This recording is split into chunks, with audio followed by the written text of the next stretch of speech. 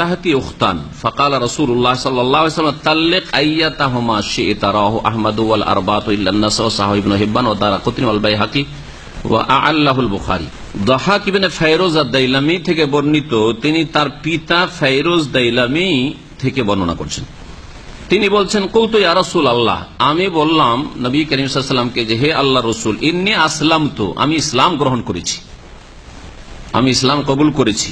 ওয়া তাহতি উখতান, এবং আমার আন্ডারে অর্থাৎ আমার অধীনে মানে আমার স্ত্রী হিসাবে দুই বোন রয়েছে। মানে দুই বোনকে বিয়ে করেছিল জাহিলিয়াতের যুগে। তার জাহিলিয়াতের যুগে আরব মুশরিকরা দুই বোনকে বিবাহ করত, এমনকি সৎমাকে বিয়ে করত, সৎমার ওপর দখলদারি বসিয়ে দিত। বাপ মারা গেলে হ্যাঁ বাপের যে বড় ছেলেও বলতো যে আমার হক বেশি রয়েছে, কারণ আমার বাপের এটা পরিত্যক্ত। এইসব জাহিলিয়াত কুফরির অবস্থায় ছিল। তাহলে শুধু কুফরির পাপ ছিল না, কাফেরদের, যারা কাফের মুশরিক হয়ে যায় তাদের দ্বারা সব রকমের পাপ হইতে পারে। এর বর্তমান যুগে প্রমাণ অহরহ শুনছেন। তার মধ্যে কলকাতার দিকে কয়েক বছর আগে একটি ঘটনা, এক নাতি তার দাদিকে বিয়ে করেছে, বুড়িকে বিয়ে করে। কিছুদিন আগে চিটাগাঙ্গের একটা ঘটনা, কাকে বিয়ে করেছে?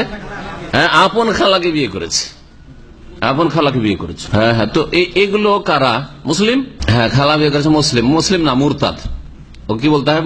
মুসলিম মুরতাদ। কোরআনের বিধান যারা লঙ্ঘন করে তাদের জানিয়ে দেওয়ার পরে যদি অবজ্ঞা করে যে না এটা আমি মানি না, তাহলে একটি বিধান অস্বীকার করলে সে কাফের মুরতাদ, সে মুসলিম না।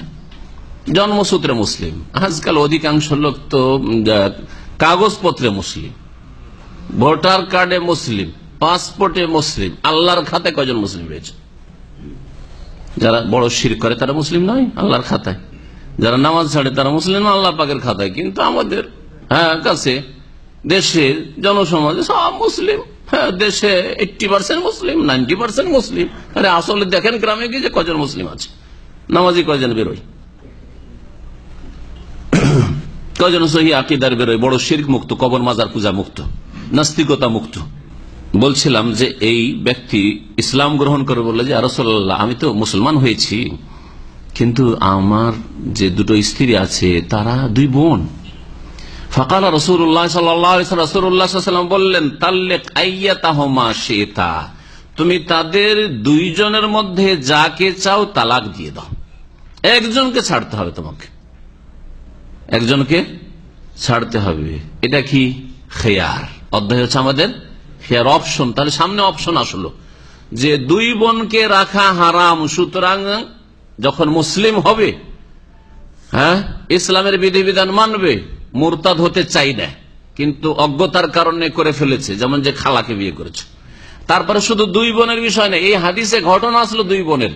কোরআনে কারীমে যেমন আল্লাহ পাক বলেছেন ওয়ান তাজমাউ বাইনাল উখতাইন, আল্লাহ পাক হারাম করেছেন দুই বোনকে একত্রিত করা, ঠিক তেমনি নবী করিম সাল্লাল্লাহু আলাইহি ওয়াসাল্লাম বলেছেন লা ইউজমাউ বাইনাল মারআতি ওয়া খালাতিহা, স্ত্রী এবং তার খালাকে একত্রিত করা যাবে না। ওয়ালা বাইনাল মারআতি ওয়া আম্মাতিহা, স্ত্রী আর তার ফুফুকে একত্রিত করা যাবে না। তাহলে কোন ব্যক্তি যদি অজ্ঞতার কারণে অথবা কুফরির অবস্থায় তার স্ত্রী আছে আর স্ত্রী আপন খালাকে বিয়ে করেছে, হ্যাঁ আপন খালা মানে বই মাতৃয় বই পিতৃয়, হ্যাঁ সবগুলি, আর আপন তিনটে, জি, অথবা দুধ খালা, খালাকে বিয়ে করেছে, স্ত্রীর আপন খালাকে বিয়ে করেছে, আর স্ত্রী ফুফুকে বিয়ে করেছে, অথবা স্ত্রীর বোনকে বিয়ে করেছে, এরকম যদি করে থাকে আর সে মুসলিম হয়ে থাকতে চায়, তাহলে কি করবে? তার সামনে অপশন রয়েছে, খেয়ার রয়েছে যে দুটোর একটাকে রাখো আর একটাকে ছেড়ে দাও, তালাক দিয়ে দাও। রাহু আহমদ, হাদিস মুসনাদ আহমদে রয়েছে। এবং ইমাম নাসাই ছাড়া আরবার যে পরিভাষা রয়েছে, চারজন বলতে ইমাম ইবনে হাজার আসকালানী রাহমাতুল্লাহ আলাইহি তার ভূমিকাতে কাদেরকে বুঝিয়েছেন?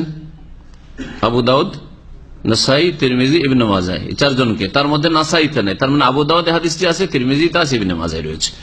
ইমাম ইবনে হিব্বান সহিহ বলেছেন, দারাকুতনিতে রয়েছে এবং বাইহাকিতে রয়েছে, সুনানে বাইহাকিতে, সুনানে দারাকুতনি, এগুলি হাদিসের কিতাব।